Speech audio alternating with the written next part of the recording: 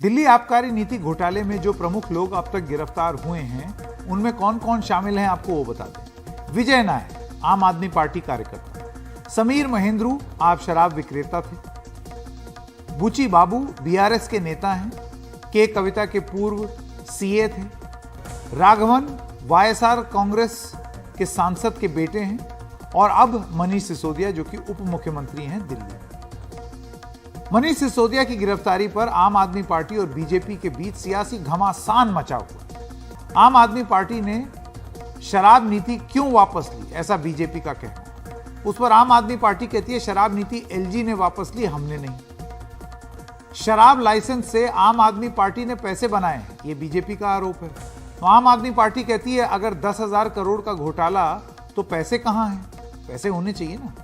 फिर बीजेपी कहती है शिक्षा मंत्री नहीं शराब मंत्री हैं सिसोदिया। आम आदमी पार्टी की तरफ से यह कहा जा रहा है कि सिसोदिया को उनके काम के लिए नोबेल पुरस्कार मिलना चाहिए। हम आपको यह भी बता दें, इससे पहले कि यह कार्रवाई आगे ले जाए, तो वो भले ही शिक्षा मंत्री हैं मनीष सिसोदिया, लेकिन वो आबकारी मंत्री भी थे। फिर आइए और आगे चलते हैं। भारतीय जनता पार्टी कहती है नाटक करना छोड़ो, सीबीआई के सवालों का जवाब दो। तो आम आदमी पार्टी कहती है केजरीवाल से डरी बीजेपी आम आदमी पार्टी को खत्म करना चाहती है, इस वजह से ये सब कर रही है। अब सवाल यह है कि सिसोदिया की गिरफ्तारी के बाद 2024 में आम आदमी पार्टी और भारतीय जनता पार्टी और कांग्रेस क्या हासिल करने की कोशिश करेंगे, ये एक बड़ी बात है। तो आइए ये जो त्रिकोण बन रहा है इन तीनों दलों का, उसके आधार पर आपसे कुछ बात साझा करते हैं। सिसोदिया की गिरफ्तारी में 2024 की क्या तैयारी दिखती है? तो सबसे पहले इस त्रिकोण में सबसे ऊपर आम आदमी पार्टी, क्योंकि उनके नेता की गिरफ्तारी हुई है। गिरफ्तारी से समर्थन जुटाने की अब कोशिश में आम आदमी पार्टी जुड़ गई है कि कहीं ऐसा ना हो कि मतलब बीजेपी का भले ही नारा हो आपदा में अवसर, लेकिन आज पूरे दिन आम आदमी पार्टी की तरफ से यह होता हुआ दिखाई। दूसरी बात, गैर कांग्रेसी विपक्ष का समर्थन।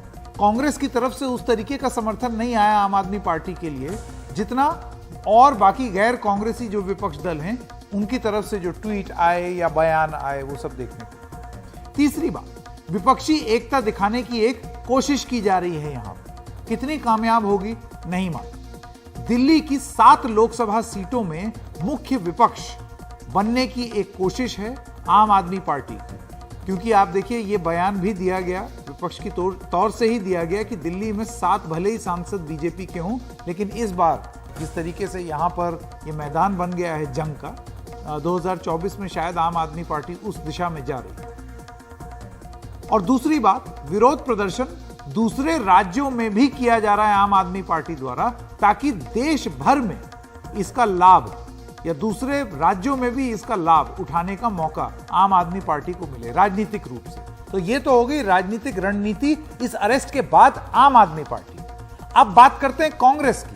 विपक्षी एकता के खरगे के बयान के बाद एक मिला जुला संकेत आया है कांग्रेस पार्टी से। क्यों हम ये चीज कह रहे हैं? अभी पिछले ही हफ्ते उन्होंने कहा कि सब एक हो जाओ, सब हम लोग एक साथ हो जाएं, थर्ड फ्रंट ना बनाएं, सब हम लोग एक साथ रहें। लेकिन इसके बाद दिल्ली कांग्रेस के नेता जो मनीष सिसोदिया की गिरफ्तारी हुई उसका आपने समर्थन कर दिया। कांग्रेस के केंद्रीय नेताओं ने लेकिन चुप्पी साध ली, और अगर ट्वीट किया भी जैसे जयराम रमेश वगैरह ने किया, तो उसमें उन्होंने एक नपी तुली सहमी सी लाइन ली जिसमें मनीष सिसोदिया का नाम ही नहीं था। गुजरात में हार के बाद कांग्रेस ने दरअसल आम आदमी पार्टी को बीजेपी की बी टीम बताया। लगातार वो कहते हैं कि हर जगह जा करके हमारा नुकसान करते हैं, हम क्यों इनके साथ खड़े रहें। आम आदमी पार्टी को समर्थन से अपने को नुकसान का डर कांग्रेस पार्टी को हमेशा बना हुआ है, और यही चीज देखने को मिल रही है। और इस त्रिकोण में तीसरा, भारतीय जनता पार्टी। दरअसल आम आदमी पार्टी की छवि को नुकसान पहुंचाने की क्या यह कोशिश तो नहीं हो रही? आम आदमी पार्टी को शराब और भ्रष्टाचार से जोड़ने की कोशिश तो नहीं हो रही? आम आदमी पार्टी से एंटी करप्शन यानी कि भ्रष्टाचार विरोधी होने की जो छाप है वो छीनने की कोशिश तो नहीं है? और इस सब के बीच में जाहिर सी बात है, अगर विपक्ष बटेगा तो उसका फायदा किसको होगा? तो अगर ये छितरा हुआ विपक्ष है, कोई इससे नहीं बात कर रहा, कोई उससे नहीं बात कर रहा, और इसका संदर्भ आगे चल के बताएंगे, तो बीजेपी इसमें अपना फायदा देखती है।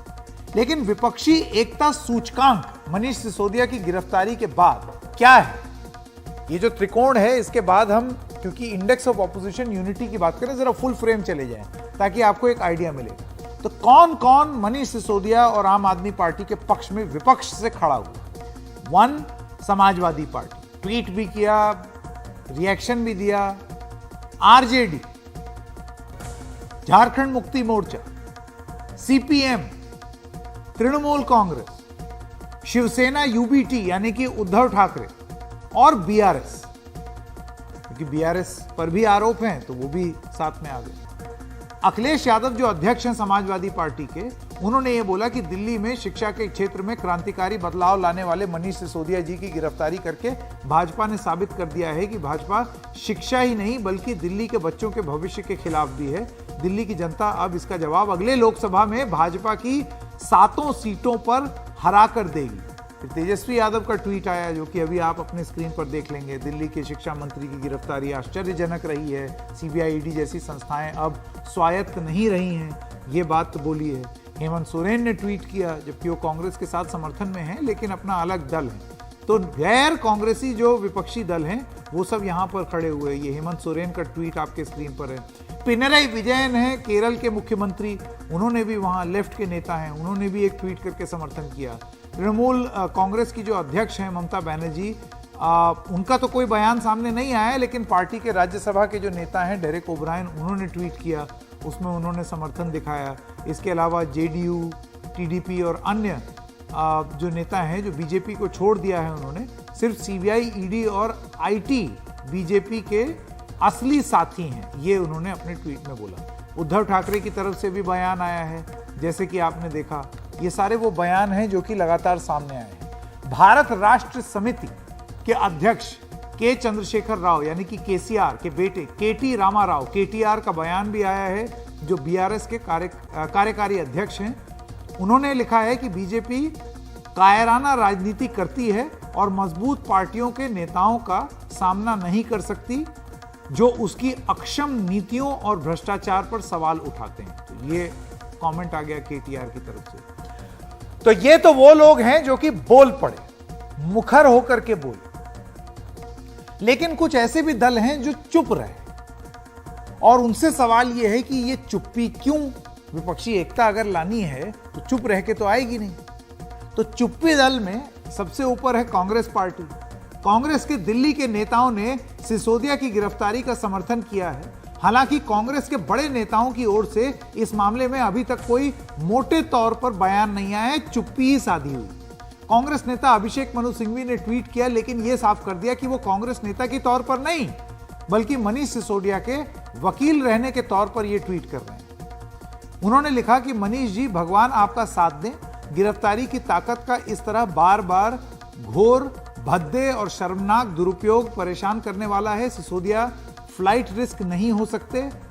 साल भर की जांच और पूछताछ के बाद गवाहों को प्रभावित नहीं कर सकते। इतने लंबे समय बाद गिरफ्तारी, और क्यों और कैसे? अब आपको यह भी बता दें, एक ट्वीट जयराम रमेश की तरफ से भी आया, लेकिन उसमें वो बात कर रहे हैं कि सेंट्रल एजेंसी का दुरुपयोग हो रहा है और हम सब भली भांति परिचित हैं। मनीष सिसोदिया का नाम नहीं लिया है उसमें, ना ही और कोई बयान आया। राहुल गांधी की तरफ से नहीं आया और भी आला नेताओं की तरफ से नहीं आया। अब इस सूची में और कौन लोग हैं? जेडीयू, नीतीश कुमार की ओर से कोई बयान नहीं आया। एनसीपी, शरद पवार, सुप्रिया सूले, अजीत पवार की ओर से कोई बयान नहीं आया है, और यह क्यों जरूरी हो जाता है हम आगे चल करके बात करेंगे। डीएमके, एमके स्टालिन की ओर से कोई बयान नहीं आया। बीजू जनता दल, नवीन पटनायक की ओर से इस पूरे मुद्दे पर कोई बयान नहीं आया। पीडीपी, महबूबा मुफ्ती कुछ नहीं बोली।